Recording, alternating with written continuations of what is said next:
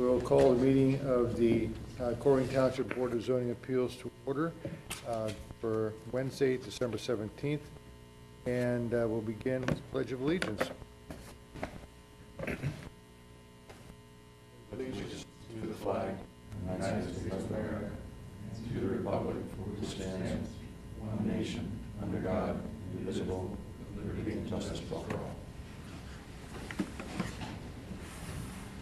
We'll dispense with the explanation of procedures. We'll go right to roll call, please. Mr. Price. Here. Mr. Bartolt. Mr. Martin. Here. Mr. Roberto. Here. And Mr. Reininger. Here. Okay, at this point, we will seat the alternate. Kelly, let the record reflect. Alternate is seated in Mr. Bartolt's absence. We have no one to swear in, so we'll go to hearing of appeals, which there is none, and that means we can drop down to resolutions for adoption. I do have a piece of new business. Does that come before? Do we have new, not on my agenda, I don't have new business, but we can do new business. Yeah, that was the change to the suggested change to the bylaws. Okay. All right, then we will do new business for the resolution for adoption. And Jeff, if you lead us through that, we have, it should be to replace a newly edited version dated in red. And then, so you go through the changes for us, Jeff? Absolutely. So the situation is this. We've found ourselves, well, we work hard to make this process as painless as possible for everybody involved. And I, in conversations with peers, learned of different processes that are used in different townships. Excuse me. The process that we use currently is one in which we have an appeal. The appeal is heard, there's a public hearing, there's a straw vote that's held on the evening of the appeal, and then a month later we draft a resolution to be journalized by the board 30 days later. That process is long in that the original process starts when somebody applies for a zoning certificate, it gets denied, they apply for a variance, they get put on a docket. This whole thing can take 3 months from start to finish. And I found a way that we can shrink that period of time to make it easier for folks that want, if you all are going to grant the variance, then they can get their zoning certificate and get their building permit and get whatever project it is that they're working on done quicker. And that process looks like this. We would have an appeal, it would be heard, there'd be a public hearing, and then at the end, instead of just taking a straw vote, you all would make a motion, and that motion would would dispense with the action. That would be your formal action. There would be no more resolutions. What that would allow me to do then is the day after the hearing, I could issue the zoning certificate, and the successful appellant could be on their way. So the changes that are listed in red are changes to the bylaws that would allow this process to happen. A second item that was changed was related to abstentions by board members, and the idea is that if you are going to participate in, as a board member, if you all are going to participate in deliberations, then at the end of the day, at the end of the case, it is rather incumbent upon you to make a decision and vote yes or no. The situation that we found ourselves in sometimes is we have a member absent, for example, and there isn't a replacement, and now we have 4 board members. It takes 3 affirmative votes to grant a variance. If you have one person that is going to vote no, and then a second person abstains, it actually is a de facto no vote because they're unable to grant. There's a case on this, and the case says that members of BZAs are elected or placed, in this case, in positions of responsibility, quote, for the purpose of expressing an opinion. It is action and not inaction that is the duty which they assume with the office. So it's still completely appropriate for a member to abstain, but they would just not participate in the deliberations. They would abstain at the beginning, and generally you abstain because of a conflict of interest. And that, in my opinion, is appropriate abstention.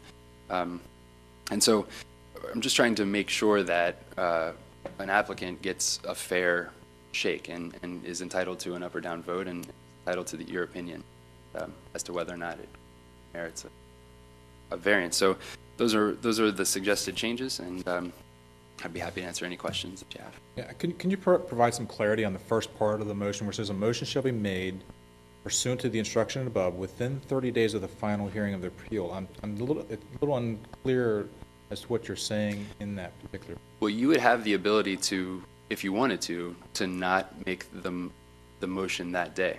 So if you wanted to, you could have, and you've had this ability before. Tabling it.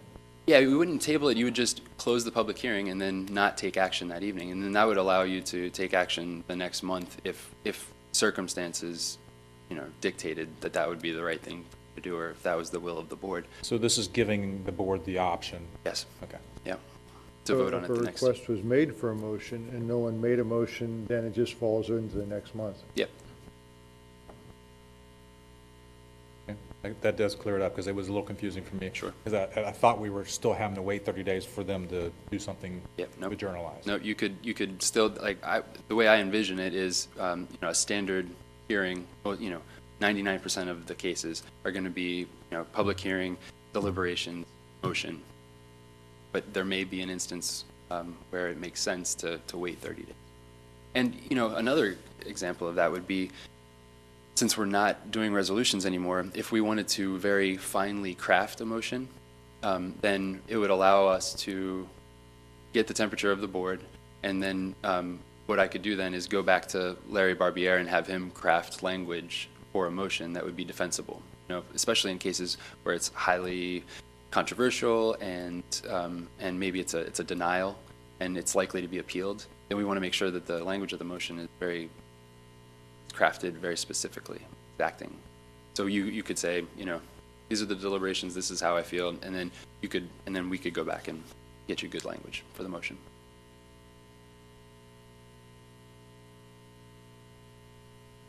Second to last paragraph. Participate in deliberation. Steps. Must trigger a yes or no vote. Yeah. If for some reason you were unable to decide for whatever reason, you still, then I guess you just have to maybe vote against it. Sure. And then what you're saying in the last paragraph is when we go and approve our meeting notes, that's finalizing it. That they no longer can appeal the decision that has been made if we make a decision the previous month. The appeal date would begin with the motion, but you would, in my conversations with Larry, with Mr. Barbiere, and this actually goes to the point that Mr. Martin raised in an email to the board related to the date of journalization, and so the clock starts on the ability to appeal when the motion is made. So that's when. But it would be formalized. You would see the motion in writing in the minutes, and that would be the record moving forward. If we ever had to look back and say, instead of looking at a resolution, we would look back and see the minutes. Okay. I've got two comments, one procedural and one substantive. On the procedural, this is directed both to Jeff and to the chair. Since joining the board, I really have made an effort to play nice. I don't believe in gotcha meetings.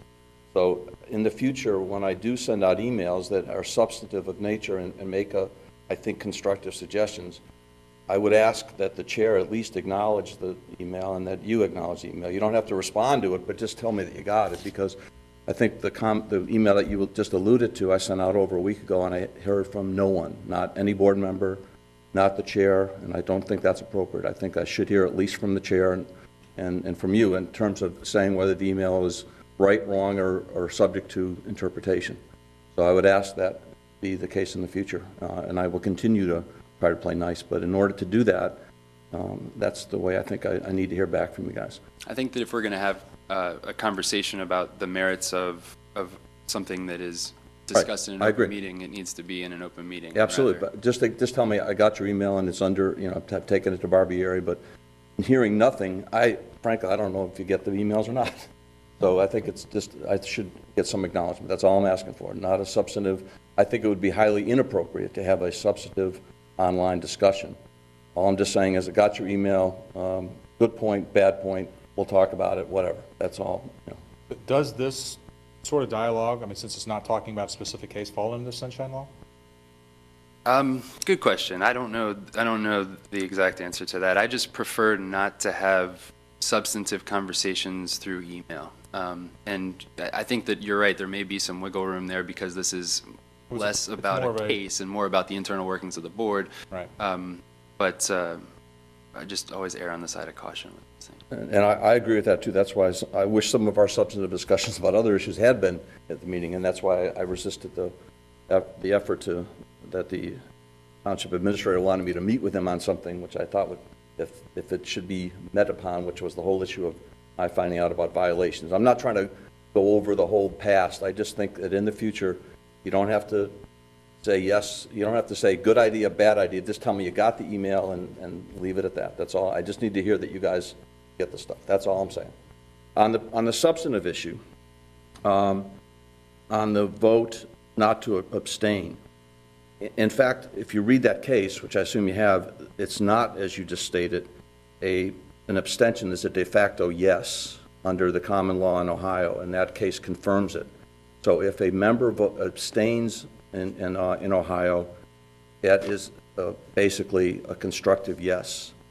So in fact, there is absolutely nothing wrong or would not change anything with an abstention. And there are times when I think it is important that a member have the ability to abstain even when they participated in the discussions. Obviously, if there's a conflict of interest, they need to abstain from participating in the discussions. However, and I'll give you the example that immediately comes to mind, and that's the signage up on Colerain Avenue, the high sign, which I think is still there, the ironworks, still haven't been removed.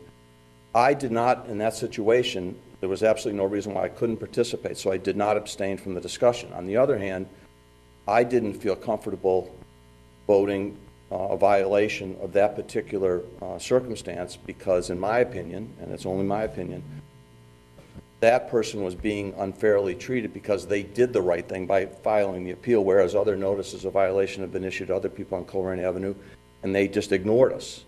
This person, in my opinion, rightly or wrongly, and I'm not looking for a substantive discussion about that all again, but rightly or wrongly, I thought that they were being disadvantaged. However, they certainly were in violation of the ordinance. So consequently, a vote of no by me would have indicated that I felt they were not in violation.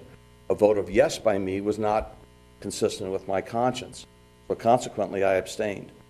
And under Ohio law, knowing full well that under Ohio law, had there been a tie or had there been other people that, for whatever reason, you needed to count my vote, it would have been counted as a yes.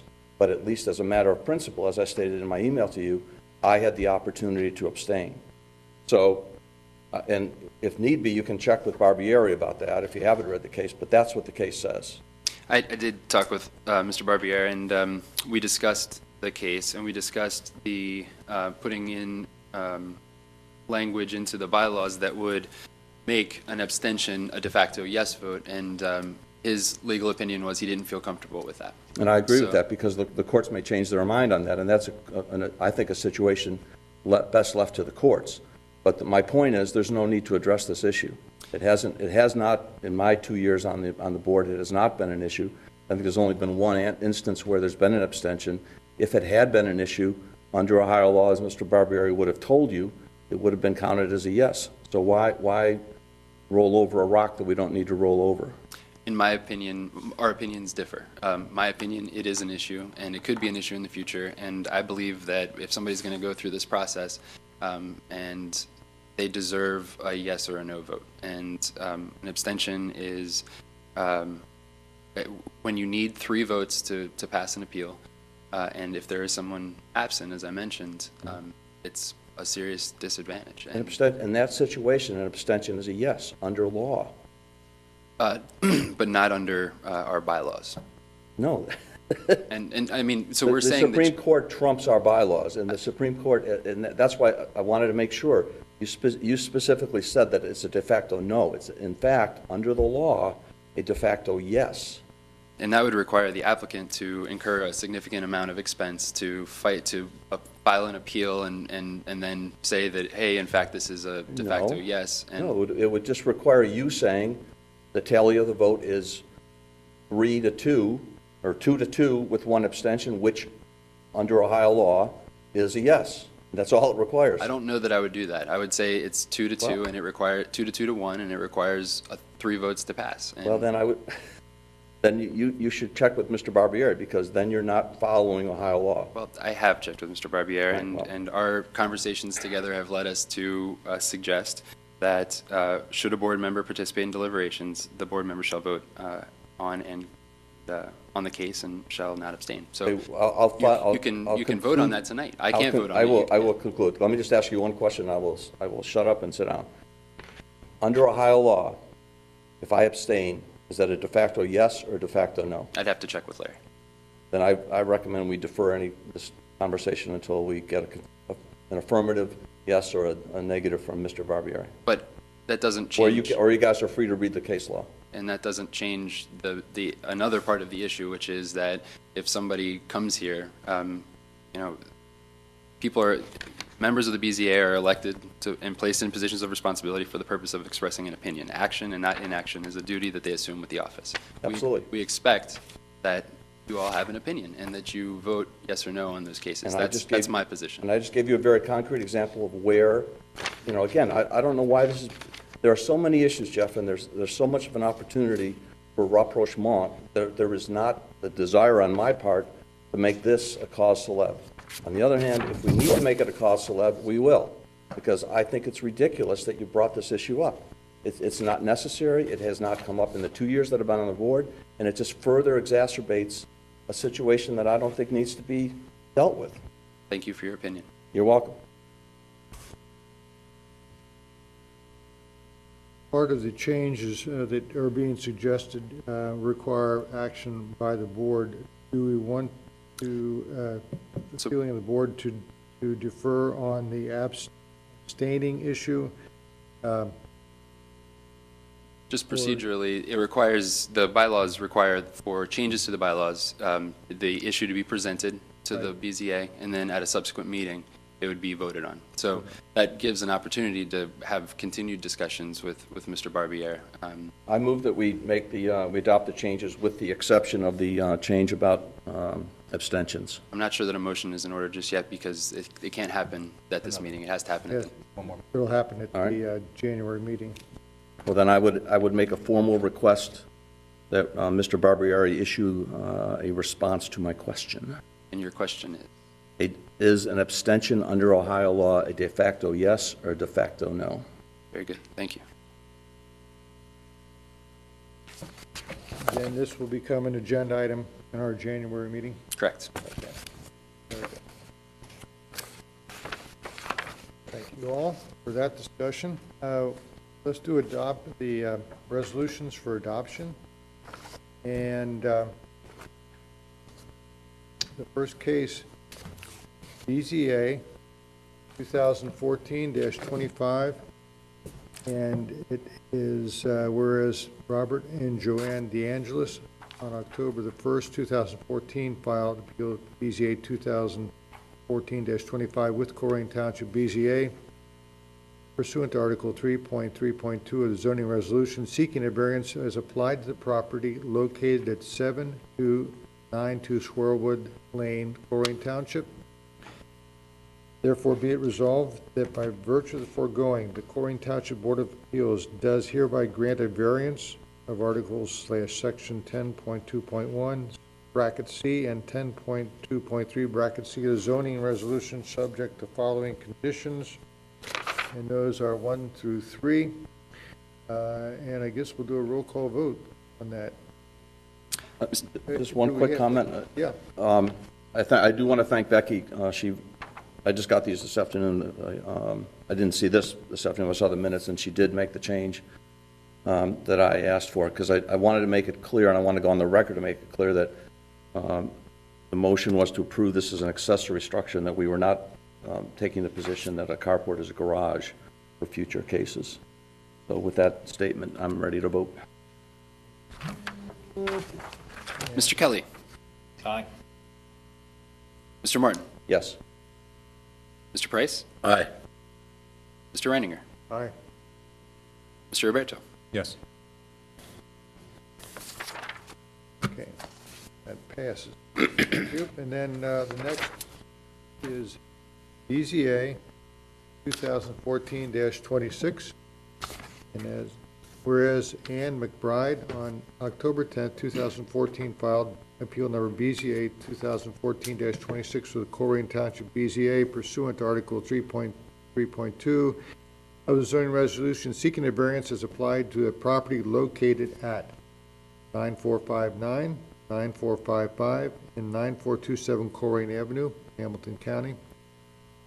Therefore, be it resolved that by virtue of the foregoing, the Colerain Township Board of Zoning Appeals does hereby grant a variance of Article Section 8.3.1 of the zoning resolution, subject to conditions 1 through 3. Then we'll do a roll call vote. Mr. Kelly. Aye. Mr. Martin. No. Mr. Price. Aye. Mr. Reininger. Aye. Mr. Roberto. No.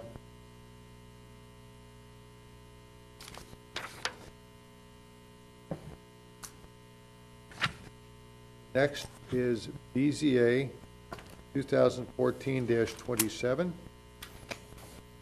Whereas Norb O on October 14th, 2014 filed appeal BZA 214-27 Colerain Township Board of Zoning Appeals pursuant to Article 3.3.2 of the zoning resolution seeking a variance as applied to the property located at 4011 West Kemper Road, Colerain Township, Hamilton County. Therefore, be it resolved that by virtue of the foregoing, the Colerain Township Board of Zoning Appeals does hereby grant a variance of Article/Section 10.2.1, bracket C of the zoning resolution, subject to the following conditions, and those are 1 through 4. We will do a roll call vote, please. Mr. Kelly. Abstain on this one. Mr. Martin. Yes. Mr. Price. Aye. Mr. Reininger. Aye. Mr. Roberto. Yes. Okay, and then the final resolution, case is whereas Brian Arnold on October 17th filed appeal number BZA 214-28, Colerain Township Board of Zoning Appeals pursuant to Article 3.3.2, the zoning resolution seeking a variance is applied to the property located at 9427 Colerain Avenue, Colerain Township, Hamilton County. Whereas the board has considered all evidence properly presented and finds that to deny the variance would result in unnecessary hardships to the owner of the premise in question, would not be in keeping with the spirit of the zoning resolution. Therefore, be it resolved that by virtue of the foregoing, the Colerain Township Board of Zoning Appeals does hereby grant a variance Article/Section 15.5.6, 15.5.8, bracket G of the zoning resolution, subject to conditions 1, 2, and 3. And we need a roll call vote on this one. Mr. Kelly. Abstain? Mr. Martin. Yes. Mr. Price. Aye. Mr. Reininger. Aye. Mr. Roberto. Yes. All right. That is the last case I have. We've got unfinished business. I've got nothing from you, Jeff, but I do have one I'd like to ask the board's input on. And tonight, I think, has been an extraordinary example of what I would like to propose. Between our normal meetings, there is going to be some item or opportunity for discussion about either the zoning code or how it's applied, or where we're going to have issues that don't necessarily speak to a specific case, since that would violate sunshine laws, but would be an opportunity for a dialogue with the administration about a zoning issue, and that we can then, when we come to our public hearing, move through the cases with that background and have whatever unfinished or whatever partial questions we have answered, so we're more informed and the hearing can move more quickly, and would allow for a more open discussion about whatever zoning issue or conflict might be present. I'm anticipating maybe one meeting every quarter to cover general zoning issues or zoning questions, and then, but not case-specific, by no means case-specific, but it's basically a work session. Just like some input on that, so we don't need to do the work sessions in the public hearings, basically. Sounds good to me. As As long as we're not violating anything, I'd love to learn more stuff. Yeah.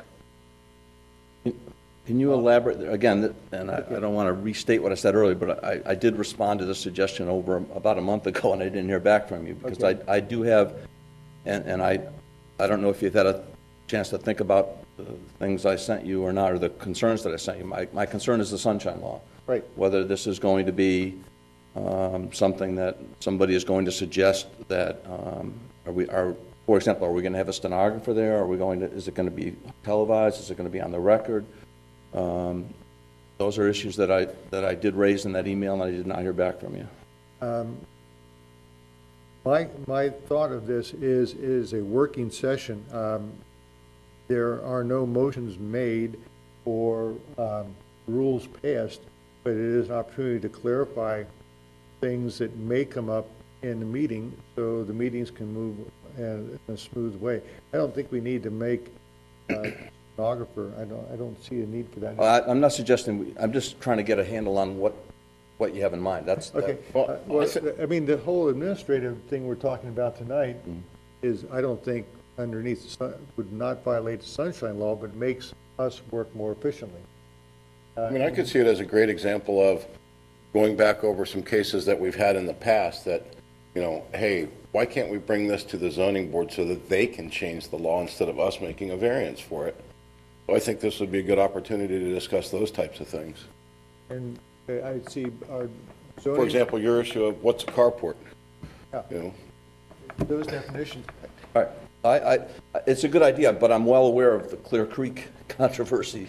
And, you know, I guess Township of Clear Creek, is it Clear Creek, Jeff, that was sued rather extensively for having meetings? I think I may have the name of the township wrong, but it's been in the news recently where, you know, townships have been accused of having meetings where substantive issues were discussed where the public was not invited to or excluded from. And I just don't want to set us up for that. Again, the concept, as I said in my email to you, the concept is a good idea, but I think we need to make sure that we don't run afoul of any problems. I mean, we've had at least one workshop that I can Oh, yeah, recall. yeah. But we can't, I think when you and I discussed, or when we talked about it briefly at the end of the other meeting, we can't talk about any cases that are pending at all. in fact, yeah, that's not the intent. Right, okay. I don't even know that it would be necessarily closed to any public that wants to come. They want to Right. spend their time, you know, listening to bureaucratic dialogue. Right. I don't see where it's necessarily a closed thing, but it would make a public meeting, hopefully, a process a little, with less side discussions about one that I find amusing. How many fast food restaurants do we need on Colerain Avenue? That may not be pertinent to the person Right. here, but it certainly is an opportunity to talk about, well, how many restaurants do we need on Colerain Avenue? But it wouldn't necessarily be germane to Popeyes or whoever comes in next.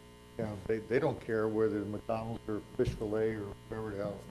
Well, the easiest solution might be just we advertise it as a meeting, and the agenda is just working session, administrative matters, and anybody who wants to come in. I doubt we're going to get anybody to Well, come. plenty of seating. I wouldn't even see that, I mean, we could do it, assuming they're not doing polygraphs, back room Right. there tonight. It's just a roundtable discussion. Right. Okay, what's going to bubble up, and can we get a handle on it before we get to the meeting? As long as Barbieri doesn't believe that we're violating any sunshine laws, and I think it's a good idea. I just want to make sure that we follow the law on it, that's all. Yeah, I would say, as long as the conversation is not revolving around a existing or future case, No. we're not violating any sunshine laws. It's kind of like the workings of how zoning or however. As a matter of fact, we have an opportunity. I don't believe we even have any cases in January. We could use the January meeting as a prototype, pro forma working session. Sure. Okay. That's fine. I mean, but what we did tonight, I think, is a perfect example of what, you know, I would hate to do that in front of people waiting to have their cases. Right, right. Not, I wouldn't hate to do it in front of, I mean, they're No, I certainly understand. welcome to sit out there and listen to it, but it really is not substantial what they want to do. I think It it's a just good doesn't idea. appear. Yeah. I assume as an alternate that I could, even if, you know, we have a full house, I could come in and participate in the conference. Because it would be. Oh, yeah. Again, it's a workshop, yeah. It'd be a fantastic opportunity for me, as I, you know, bide the time Yeah. and go through the seats to really do a much better. No, I think, It's an education for the alternate.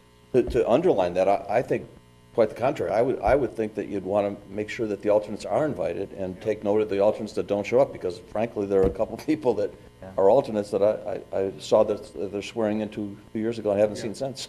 So it's a good opportunity for an alternate to enforce their interest in being an There's so alternate. many questions I have for you guys Yeah, that just, that wouldn't be in any case, help me understand things. So, I know we have the formal planning seminars that are put on in Anderson Township, whatever, but this is more germane to our, Right. right. okay, well, I think that would, if we have no cases in January, that would be the first rollout of just a discussion on, you know, what is an issue with us. We may, I think, also be welcome to bring issues to Jeff and Julia as opposed to them bringing issues to us, because something may have come up that we have an interest in, and how will that play out? I would suggest that for January. I agree. Just a suggestion. that sounds good. We're gonna meet anyway, and we can meet in between times, but this gives us a chance to work that out. All right, that's the only item I had on unfinished business, or business. We have an amendment to the minutes or correction. And I highlighted, I think we got this at our places this evening, this correction. I don't know that there's any other, I just want, on the, my request that Barbieri issue an opinion, make sure that Larry understands what I'm looking for is a yes or no. I don't want the township to spend $100 on a legal memorandum or $300. All he needs to do is read that case, I'm sure he's read it already, and say yes or no. That's what I'm looking for. I'm not looking for a legal memorandum, but I am hoping that, just as I alluded to earlier, that we can hear before the meeting, so that you know, we're not coming to the meeting waiting to find out what Mr. Barbieri decided 2 or 3 weeks before that. So if you could send us an email saying, this is Larry's opinion on this, yes or no, and that's all I'm looking for, that would be great. I'll ask for a motion to approve the minutes of the November 19th meeting that were not emailed, but were present at your places this evening. As amended, yeah. As amended, thank you. I'll move that we do that. Motion's been made, is there a second? I'll second it. Motion's made and seconded, discussion? Hearing none, all in favor? Aye. Okey dokey. Administrative BCA rules and procedures, we did that actually, Oh, did I jump the gun on that? Sorry about that. I thought it was new business. down here, number 10. All right, adjournment? I do have an announcement to make. Yes. Yesterday at the trustees meeting, the trustees appointed 2 new members to the BZA. One being Mr. Reininger has been reappointed. We're Congrats. really excited about Well, I'm that. so excited, yes. Thank you for your service. Another 100 years? Yeah. And there's a new alternate named Elise Pilsen, and she will be joining us. She'll be sworn in at the next meeting, and be joining us. I think she'll be a great addition. Her interview was phenomenal, and I think she'll be great. Yep, that's all I got. Motion to adjourn. Move to adjourn. Second. Seconded. All in favor? Aye. Thank you all very much. Have a Merry Christmas. You too.